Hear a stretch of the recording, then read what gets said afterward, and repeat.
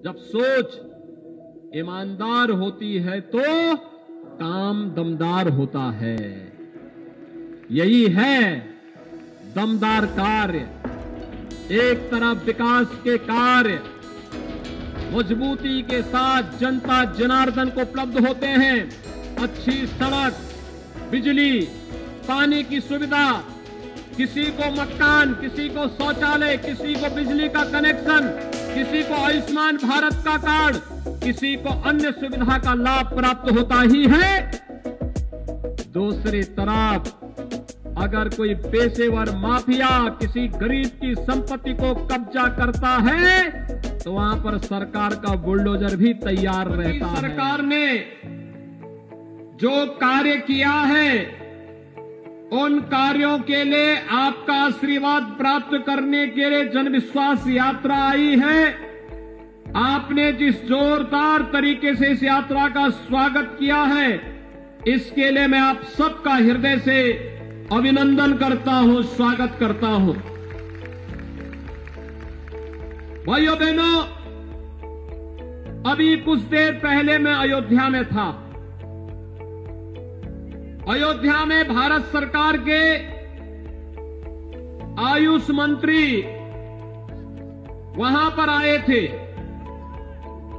प्रधानमंत्री मोदी जी का निर्देश था कि उत्तर प्रदेश के अंदर भारत सरकार की हर योजना हर जनपद में और हर क्षेत्र में पहुंचनी चाहिए और वहां पर एक आयुर्वेद कॉलेज का शिलान्यास करने के साथ ही हर जनपद से जुड़ी हुई आयुष की योजनाओं, हेल्थ एंड वेलनेस सेंटर के शिलान्यास का भी और जहां पर कार्य पूरे हो गए हैं उनका उद्घाटन भी, यानी 75 जनपद हैं और हेल्थ एंड वेलनेस सेंटर 500 का लोकार्पण हुआ है और 250 का शिलान्यास भी हुआ है। यानी 750 नए हम दे रहे हैं। आप अनुमान कर सकते हैं ये विकास की सोच होती है। पिछले वर्ष में आया था और बहराइच में महाराज सुहेलदेव के नाम पर मेडिकल कॉलेज का शुभारंभ भी हम लोगों ने कर दिया है। बहराइच में मेडिकल कॉलेज चले, एक सपना था, एक सपना था, लेकिन अब इस सपना नहीं, मोदी जी ने इसको हकीकत में बदल दिया। बहराइच में महाराज सुहेलदेव के नाम पर मेडिकल कॉलेज और महर्षि बालार्क के नाम पर हॉस्पिटल का नामकरण होने के कारण 1000 वर्ष पुरानी उस महायोद्धा को स्मरण करने का सौभाग्य हम सबको प्राप्त हुआ है, जिन्होंने 1000 वर्ष पहले विदेशी आक्रांता सालार मसूद को रौंदने का कार्य इसी धरती पर किया था।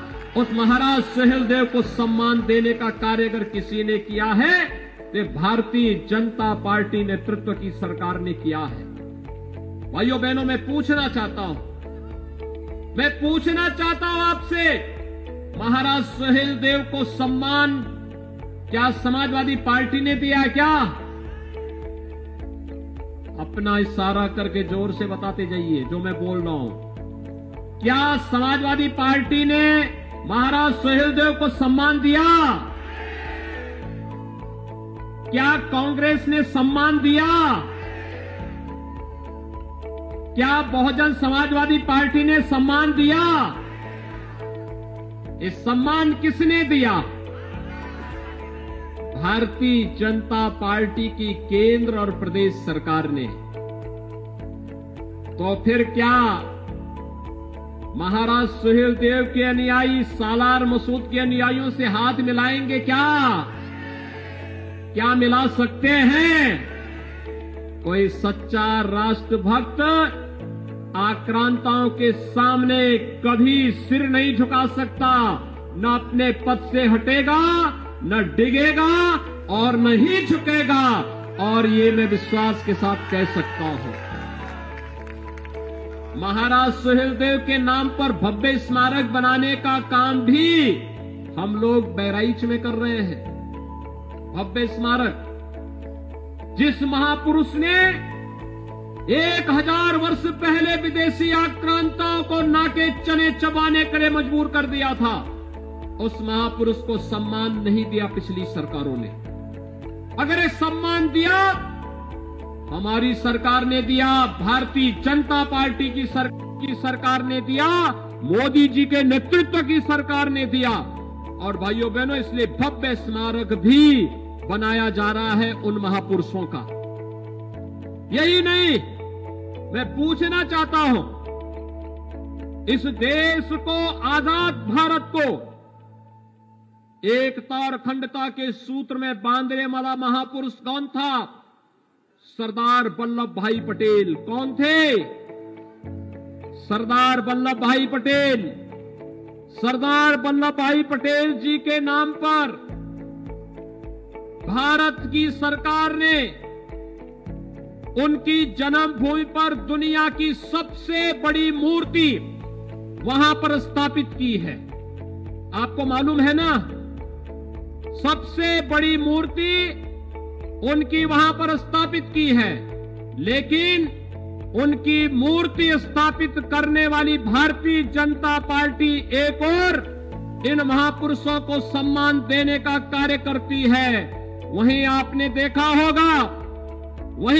देखा होगा कि सरदार पटेल को अपमान करने का कार्य अभी हाल ही में समाजवादी पार्टी ने किया। आपने देखा होगा, एक तरफ पूरा देश सरदार वल्लभ भाई पटेल की जन्म जयंती के कार्यक्रम को राष्ट्रीय एकता दिवस के रूप में मना रहा था, और दूसरी तरफ समाजवादी पार्टी देश तोड़क जिन्ना की महिमा मंडन का कार्य कर रही थी। क्या समाजवादी पार्टी अच्छा कार्य कर रही थी क्या? जो देश को तोड़ने वाला, देश को कमजोर करने वाला था, क्या उसको सम्मान देना अच्छा था क्या? सरदार वल्लभ भाई पटेल का सम्मान होना चाहिए था। लेकिन भाइयों बहनों, जो देश तोड़क हैं, वे कहीं किसानों का शोषण करते हैं, कहीं नौजवानों के भविष्य के साथ खिलवाड़ करते हैं, कहीं राम भक्तों पर गोलियां चलाते हैं, कहीं जिन्ना जैसे देश तोड़क का महिमा मंडन करते हैं, और कहीं पर जब उन्हें अवसर मिलता है तो प्रदेश के विकास की योजनाओं पर डकैती डालने का कार्य करते हैं। एक तरफ वे लोग हैं, और दूसरी तरफ जब भारतीय जनता पार्टी को अवसर मिलता है, हर गरीब को मकान मिलता है, हर गरीब के घर में शौचालय बनता है, हर नौजवान को नौकरी और रोजगार की गारंटी मिलती है। और यही नहीं, हर गरीब को अन्न योजना का लाभ भी मिलता है। कोरोना महामारी के दौरान आपने देखा होगा, फ्री में टेस्ट, फ्री में उपचार, फ्री में अन्न योजना का लाभ, फ्री में वैक्सीन का लाभ भी। कितने लोगों ने वैक्सीन लिया है? वैक्सीन, टीका, कोरोना का टीका कितने लोगों ने लिया है? सभी लोगों ने। मैं आपका अभिनंदन करता हूं। लेकिन जिन लोगों ने अभी नहीं लिया है, उनको बता दीजिए कि कोरोना एक महामारी है, और ये वैक्सीन इस महामारी को रोकेगी, सुरक्षा कवच देगी। वैक्सीन सभी लोग ले लें, सभी लोग वैक्सीन जरूर ले लें। अन्न योजना का लाभ कितने लोगों को प्राप्त हो रहा है? अन्न योजना, भाइयों बहनों, अभी ये अन्न योजना प्रदेश शासन के स्तर पर वितरित हो रहा है, और अभी 28 तारीख से हम लोग प्रधानमंत्री अन्न योजना का लाभ भी देंगे। अगले महीने फिर पहले सप्ताह से अंत्योदय कार्ड धारक को 35 किलो खाद्यान्न, 1 किलो दाल, 1 किलो चीनी, 1 किलो खाद्य तेल और 1 किलो नमक उनको फिर उपलब्ध करवाएंगे। पात्र गृहस्थी कार्ड धारक को हर यूनिट पर 5 किलो खाद्यान्न, अगर उनके राशन कार्ड में 9 लोग हैं तो 45 किलो खाद्यान्न मिलेगा। हर कार्ड धारक को खाद्य तेल भी मिलेगी, दाल भी मिलेगा, नमक भी मिलेगा। ये है राम राज्य की परिकल्पना का फ्री में राशन, फ्री में वैक्सीन, सबको वैक्सीन।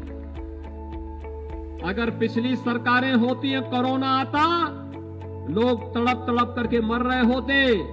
और भाइयों बहनों, बुआ हो या बबुआ, भाई बहन की जोड़ी, ये कोई इंग्लैंड में मौज मस्ती कर रहा होता, कोई कहीं और जगह रह रहा होता, और प्रदेश की जनता और देश की जनता भूखों मर रही होती, उपचार के भाव में मर रही होती।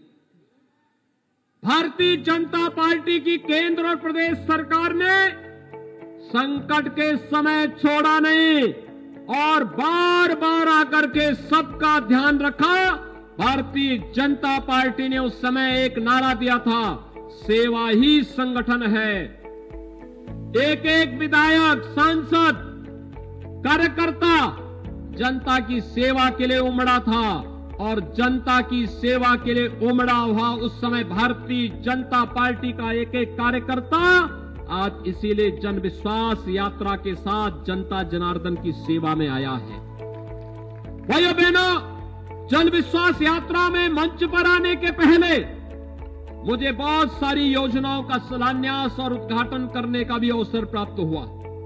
ये योजनाएं आवास से हैं, स्वास्थ्य से हैं, शिक्षा से है, जन कल्याण से जुड़ी हुई योजनाएं, सड़क की भी हैं, पुलों से भी हैं, अन्य तमाम प्रकार की योजनाओं से जुड़ी हुई हैं। कारण है लोक कल्याण ही एकमात्र ध्येय है। अभी पिछले दिनों आपने देखा होगा, बलरामपुर में प्रधानमंत्री जी आए थे, सरयू नहर राष्ट्रीय परियोजना का लोकार्पण किए। कब ये योजना बनी थी? 1932 में। लेकिन 1972 में बनी हुई इस योजना का 2017 तक पिछली सरकारें पूरा नहीं कर पाई थी। हमारी सरकार आई, हम लोगों ने मात्र 4 वर्ष के अंदर इस योजना को पूरा किया, जनता को दिया, राष्ट्र को समर्पित प्रधानमंत्री जी के कर कमलों से किया। और आज पूर्वी उत्तर प्रदेश के 15 लाख यानी 30 लाख किसान 15 लाख हेक्टेयर खेती को सिंचाई की सुविधा सरयू नहर राष्ट्रीय परियोजना से प्राप्त हो रही है। जब सोच ईमानदार होती है तो काम दमदार होता है। यही है दमदार कार्य। एक तरफ विकास के कार्य मजबूती के साथ जनता जनार्दन को उपलब्ध होते हैं। अच्छी सड़क, बिजली, पानी की सुविधा, किसी को मकान, किसी को शौचालय, किसी को बिजली का कनेक्शन, किसी को आयुष्मान भारत का कार्ड, किसी को अन्य सुविधा का लाभ प्राप्त होता ही है। दूसरी तरफ अगर कोई पेशेवर माफिया किसी गरीब की संपत्ति को कब्जा करता है तो वहां पर सरकार का बुलडोजर भी तैयार रहता है। भाइयों बहनों, यही तो पीड़ा है विपक्षी नेताओं को। जब कोई गरीब अन्न के लिए भटकता था तब सपा और बसपा कांग्रेस के नेताओं को तब पीड़ा नहीं होती थी। जब नौजवान की नौकरी छीनी जाती थी पिछली सरकारों में तब इनको पीड़ा नहीं होती थी। जब महिलाओं और बेटियों को के सामने सुरक्षा का संकट खड़ा होता था तब इन्हें पीड़ा नहीं होती थी। लेकिन इनको पीड़ा कब होती है? जब माफियाओं की अवैध कमाई पर प्रदेश सरकार का बुलडोजर चलता है। इनको पीड़ा कब होती है? जब अयोध्या में भगवान राम का भव्य मंदिर के निर्माण का कार्य आगे बढ़ता है। इनको पीड़ा कब होती है? जब महाराज सुहेलदेव का भव्य स्मारक बनता है, और इनको पीड़ा तब होती है जब हर जनपद में एक मेडिकल कॉलेज बनाने की कार्रवाई आगे बढ़ती है। भाइयों बहनों, बहराइच में मेडिकल कॉलेज, गोंडा में मेडिकल कॉलेज, बलरामपुर में मेडिकल कॉलेज, श्रावस्ती में एयरपोर्ट, ये विकास की नई कहानी कह रहा है। और विकास की नई कहानी आज यहां की सड़कें चलने लायक बन गई है। नहीं तो मुझे आता ना पाना पड़ता था। देवीपाटन मंदिर में मैं अक्सर आता था, और गोंडा से देवीपाटन पहुंचने मुझे 3 से 4 घंटे लगते थे। आज आप 45 मिनट में इस दूरी को तय कर सकते हैं। यह है कार्य में अंतर। और इसलिए भाइयों बहनों, मैं आप सबसे अपील करूंगा, जो उत्साह आपने दिखाया है, मंचस्थ हमारे जितने भी माननीय मंत्री और सांसद विधायकों ने आपसे अपील की होगी, अपनी अपनी उपलब्धियों के बारे में कहा होगा। हर एक ने अपने स्तर पर मेहनत किया है। सरकार ने, केंद्र और प्रदेश सरकार ने पूरी ईमानदारी के साथ कार्य किया है।